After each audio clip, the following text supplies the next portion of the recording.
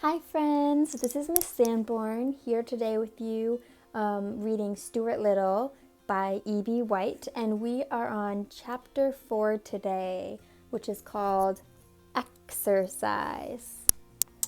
One fine morning in the month of May, when Stuart was 3 years old, he arose early as was his custom, which means he's normally used to waking up early. Washed and dressed himself, took his hat and cane, and went downstairs into the living room to see what everybody was doing.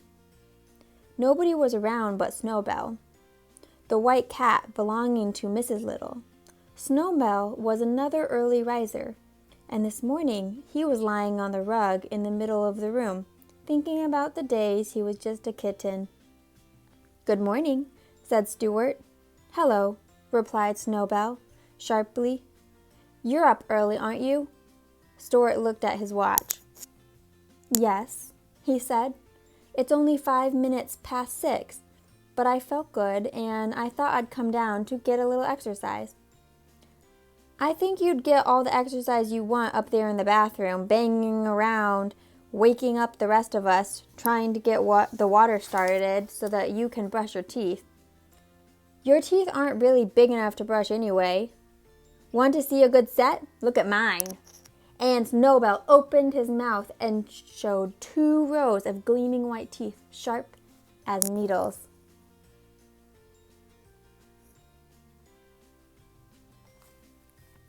"Very nice," said Stuart, "but mine are all right too, even though they are small. As for exercise, I take all I can get.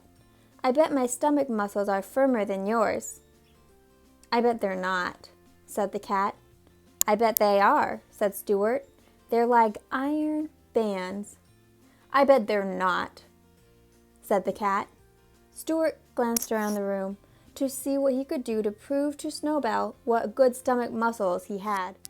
He spied the drawn window shade on the east window, with its shade cord and ring, like a trapeze, and it gave him an idea.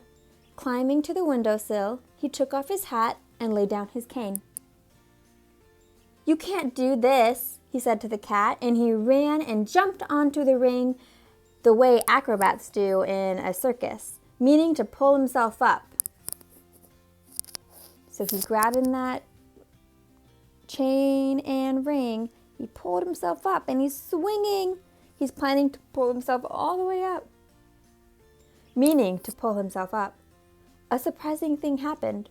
Stuart had taken such a hard jump that it started the shade. With a loud snap, the shade flew up, clear to the top of the window, dragging Stuart along with it and rolling him up inside so that he couldn't bulge.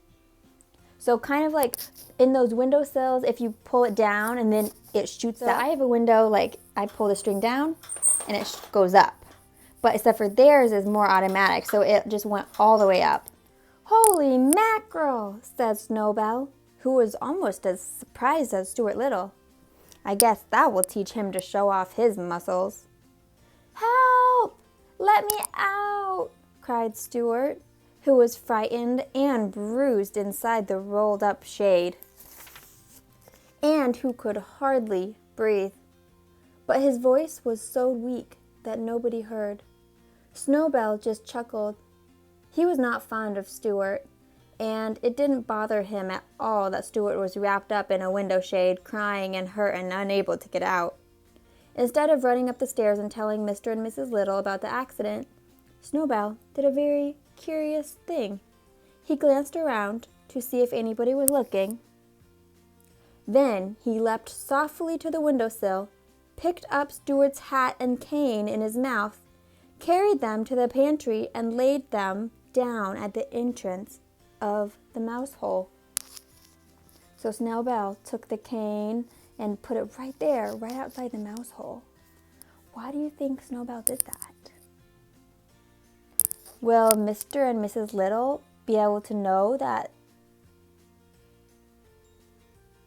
anybody is in the windowsill? Where are they going to think that Stuart is? When Mrs. Little came down later and found them there, she gave a shrill scream, which brought everybody on the run. "It's happened!" she cried. "What has?" asked her husband. "Stuart's down the mouse hole." And that is the end of chapter 4. Before you come back to read chapter 5, which is called Rescued with me. So I'm hoping that the title of chapter 5, which is called Rescued, means Stuart's going to get rescued, but I don't know yet. Before we move on to chapter 5, though, I want you to think about this challenge that I have. And my challenge is, can you think about the feelings that everyone has right now? What feelings does Snowbell have? What feelings do you think that Stuart Little has? He's stuck in the windowsill. He's stuck in the blinds. What feeling do you think Mrs. Little has when she came down and saw his stuff right next to the mouse hole, thinking that he went in? And my challenge to you is I want you to see if you can draw the faces and draw how you think they look by doing like their eyebrows up high if you think they're scared, or their eyebrows like this if you think they're mad. Or I want you to show how you think their mouth is, and I want you to draw them and then write some sentences about what you think they're feeling right now. So let me show you what mine looks like. So if I want to draw, I want to draw Snowbell first. So at first I know Snowbell has a round head because he's a cat. Snowbell is a boy, we know. And then I know Snowball has some eyes, because all cats have eyes.